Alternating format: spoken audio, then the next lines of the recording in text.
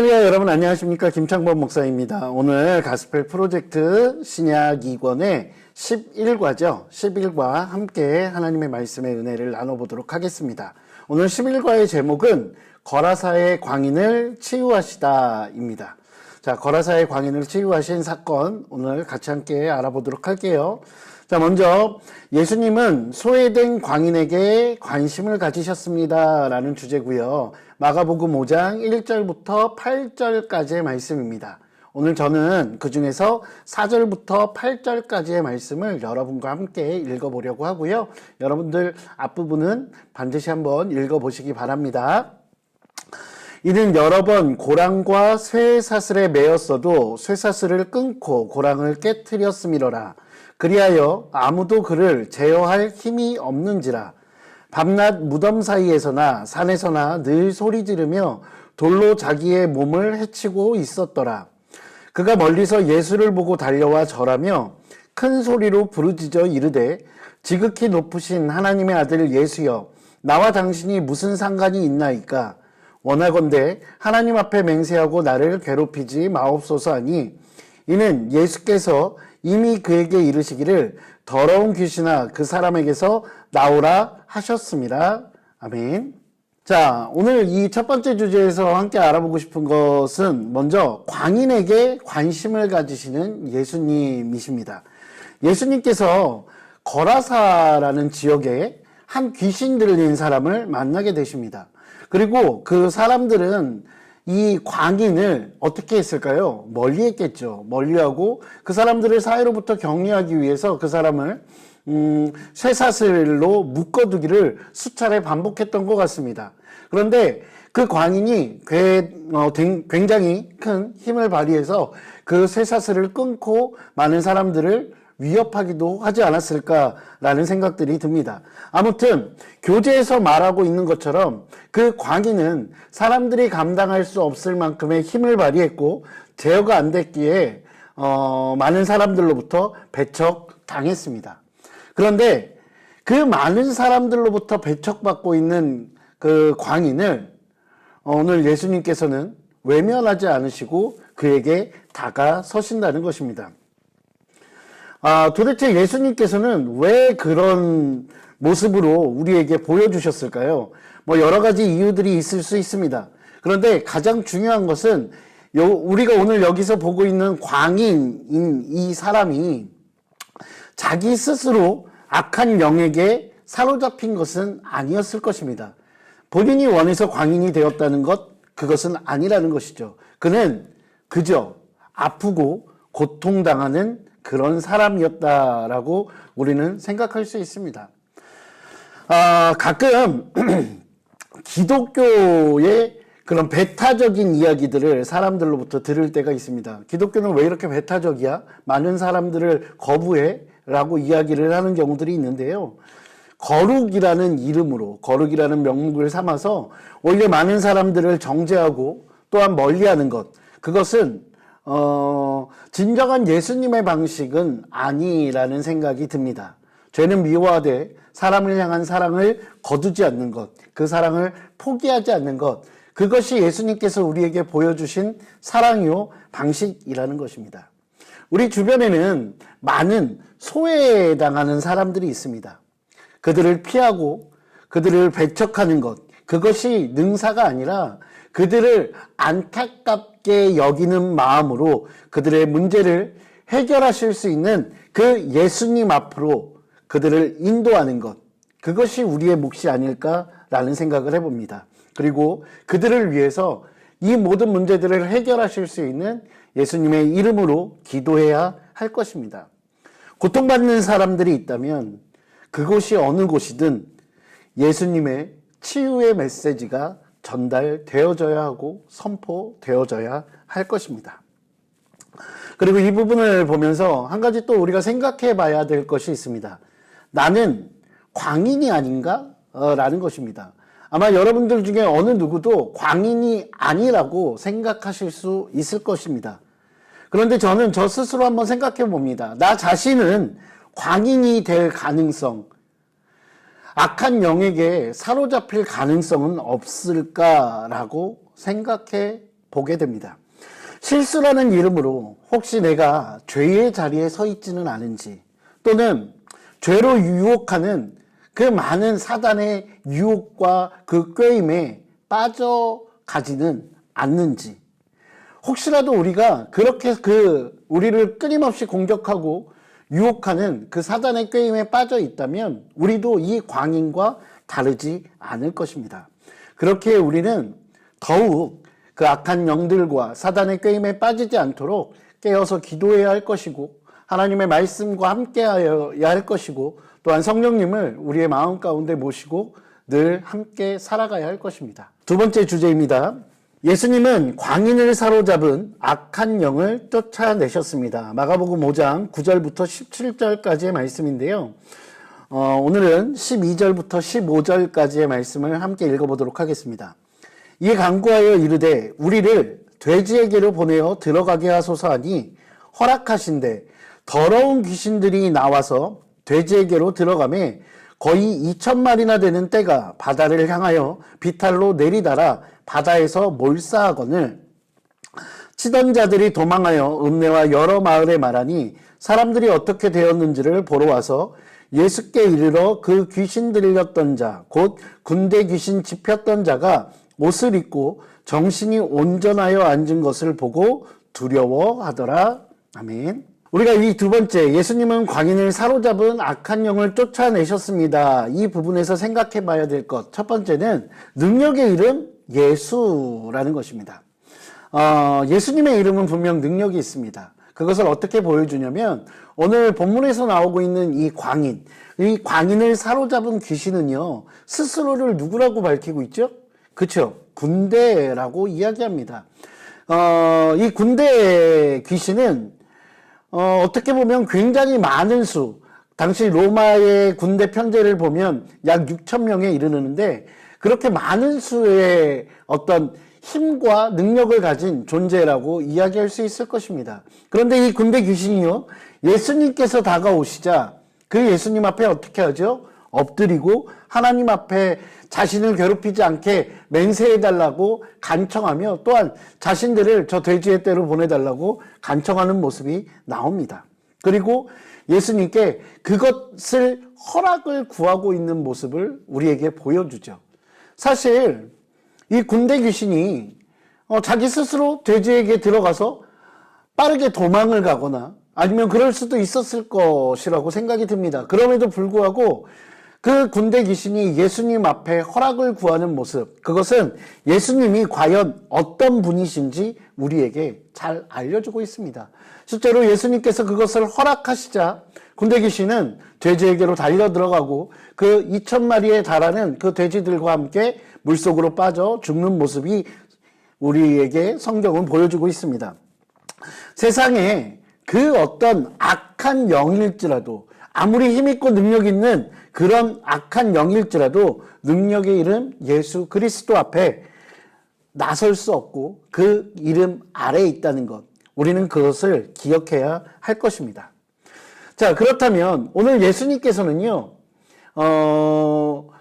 그 군대 귀신들을 이렇게 그들의 간청을 들으시고 또한 그들의 허락을 구하는 모습을 통해서 어떤 예수님의 능력들을 보여주고 계신데요. 우리 역시도 끊임없이 이런 영적 전쟁이라는 것 앞에 서 있다는 것입니다. 우리는 이 세상에서 다양하게 영적인 전쟁들을 하게 됩니다. 특히나 선교지에 나가면 이런 경험들을 굉장히 많이 하게 됩니다. 예전에 이제 뭐 말레이시아나 인도네시아 같은 무슬림권의 국가에 가면 사실은 뭐 그 나라가 되게 지저분하거나 그런 것들은 아니거든요. 그럼에도 불구하고 내 마음 가운데 또한 내 영혼 가운데 끊임없이 많은 공격당하는 것들을 경험하고 느낄 수가 있습니다. 그래서 때로는 그것이 두려울 때도 있고요. 그리고 때로는 그것이 굉장히 기분 나쁜 경험으로 다가올 수도 있습니다. 그러나 분명한 것은 예수 그리스도의 이름으로 나아가면 그 모든 것으로부터 결국에는 승리할 수밖에 없다는 것입니다. 여러분들도 분명 여러 가지 형태의 영적인 전쟁을 경험하게 되실 것이고요. 또한 그 영적인 전쟁터에 나아가 싸우셔야 합니다. 그런데 거기서 우리가 기억해야 할 것, 이미 승리를 확정 지으신 그 예수 그리스도의 이름의 능력으로 나아간다면 우리는 이미 승리한 것과 다름없다는 것입니다. 그렇게 우리는 두려움 없이 나아갈 수 있는 것입니다. 세 번째 주제입니다. 예수님은 그에게 하나님의 선하심을 증거하게 하셨습니다. 마가복음 5장 18절부터 20절까지의 말씀입니다. 마가복음 5장 18절부터 20절 말씀을 같이 한번 읽어볼게요. 예수께서 배에 오르실 때에 귀신 들렸던 사람이 함께 있기를 간구하였으나 허락하지 아니하시고 그에게 이르시되 집으로 돌아가 주께서 내게 어떻게 큰 일을 행하사 너를 불쌍히 여기신 것을 내 가족에게 알리라 하시니 그가 가서 예수께서 자기에게 어떻게 큰 일을 행하셨는지를 데가볼리에 전파하니 모든 사람이 놀랍게 여기더라. 아멘. 자, 오늘 우리는 본문을 통해서 하나님의 선하심을 경험하는 사람을 바라보게 됩니다. 예수님은 하나님의 선하심을 그 광인에게 경험할 수 있게 이끌어 주셨죠. 치유와 귀신 쫓음, 그런 모든 일들을 통해서 예수님께서는 이 땅에 오셔서 끊임없이 우리를 위해 선하신 일을 행하셨고 그 선하신 일을 계획하신 하나님을 알게 합니다. 그러면 그 선하심을 경험하게 되면 어떻게 될까요? 분명한 것은 하나님의 선하심을 경험하게 되었을 때 우리는 변화함께 된다는 것입니다. 여러분, 눈먼 자가 예수님의 기도를 받고 예수님을 통해서 어떻게 되었죠? 눈을 뜨게 됩니다. 하나님의 창조의 섭리에 합당한 모습으로 돌아오게 되고 변화하게 된다는 것입니다. 오늘 귀신 들렸던 자 역시 어떻게 됐습니까? 멀쩡하게 옷을 입고 그 자리에 앉아 있습니다. 예전과는 다른 변화된 모습들을 보여준다는 것입니다. 이런 경험을 하게 되면 어떤 특징이 있을까요? 이런 변화를 내가 경험하게 되면 바로 나를 변화시켜 주신 그 예수님과 동행하고 싶어 합니다. 여러분은 어떠세요? 여러분도 처음 예수님을 믿게 되었고 예수님을 경험하게 되었을 때 여러분들 마음 가운데 여러분들의 기존의 삶에서 여러 가지 변화들이 있었을 것입니다. 그 중에 가장 큰 변화, 그것은 예수님을 사모하게 된다는 것이죠. 주님과 함께하고 싶은 마음들이 있습니다. 그렇게 예배의 자리, 말씀의 자리에 나아가게 되는 것입니다. 우리도 주님을 경험하면 늘 이처럼 주님과 함께하고 싶어 하게 되는 것입니다. 이것은 당연한 일이라고 생각합니다. 그런데 두 번째 그 이유라고 되어 있죠. 그렇게 은혜를 경험하고 그리고 내가 변화를 경험하게 되어서 주님과 함께하고 싶은 마음이 내 마음 가운데 가득할 수 있습니다. 그런데 그 이후에 오늘 예수님께서 이 광인에게 어떻게 하라고 말씀하시죠? 예수님을 따르겠다고 하는 그에게 허락하지 않으십니다. 그것을. 대신 너는 너의 고장으로 돌아가서 이 사실들을 전하라고 말씀하십니다. 오늘 예수님께서 우리에게 원하시는 것은 은혜의 자리에 머무는 것, 거기서 그치는 것이 아니라 떠나서 예수님의 그 증인의 삶을 살아가라고 우리에게 말씀하십니다. 때로는 그 증인의 자리가 참 외로울 수도 있겠다라는 생각이 듭니다. 많은 선교사님들이 해외에 나가서 외로운 싸움을 하시는 경우들을 많이 보게 됩니다. 왜 그들은 그 자리에 있을까요? 차라리 한국에서 자기가 알고 있는 그 자리에서 함께 예배하고 함께 교제 나누는 그 기쁨을 그들은 몰라서일까요? 아니요. 그렇지 않습니다. 그들은 하나님의 뜻이 그 세상 가운데 나아가 복음을 전하는 것이기에 많은 힘듦과 어려움들을 감내하고 그 자리에 서 있는 것입니다. 오늘 예수님께서 그리고 하나님께서 우리에게 원하시는 것도 마찬가지일 것입니다. 우리가 그저 그 은혜의 자리에 머무는 것이 아니라 복음을 들고 세상 가운데 나아가 증인의 삶을 살기를 원하십니다. 결론을 말씀드리겠습니다. 예수님은 우리를 악한 영의 공격으로부터 보호하시고 구원하시는 분입니다. 그리고 그 경험을 가지고 복음을 전하는 사람이 되기를 원하십니다. 하나님을 알지 못하는 사람들 사이에서 하나님을 예배하라고 하십니다. 그러나 하나님을 전하고 예배하는 것이 쉬운 일은 아닙니다. 악한 영이 끊임없이 방해하고 공격하기 때문입니다. 그럼에도 우리가 두려움 없이 선교를 지속할 수 있는 이유, 그것은 악한 영을 포함해 모든 만물에 대한 주권적 능력과 권세가 바로 하나님께 있기 때문입니다. 하나님은 우리가 세상을 향해 나아갈 수 있도록 끊임없이 격려하고 계십니다. 하나님의 계획, 우리의 사명입니다. 하나님은 우리에게 귀신 들렸던 사람이 그랬듯이 주님이 우리를 위해 얼마나 많은 일을 하셨으며 어떻게 자비를 베풀어 주셨는지 주변에 전하라고 말씀하십니다. 우리 사회에 소외된 사람을 외면하지 않고 사랑을 실천하고 복음을 전해야 하겠습니다. 절대 권세로 악한 영과 영적 전쟁을 독려하시는 그 예수님의 말씀에 순종하여 선교에 힘쓰는 우리가 되어야 할 것입니다. 주님이 나를 위해 행하신 일과 보여주신 사랑을 사람들에게 전하기를 주저하지 않는 그런 그리스도인이 되어야 할 것입니다. 기도하시겠습니다. 사랑과 은혜가 풍성하신 아버지 하나님, 주님 감사합니다. 하나님, 우리를 향해 하나님께서 행하신 그 놀라운 일들과 또한 우리에게 베풀어 주신 그 수없이 많은 은혜들을 우리는 기억합니다.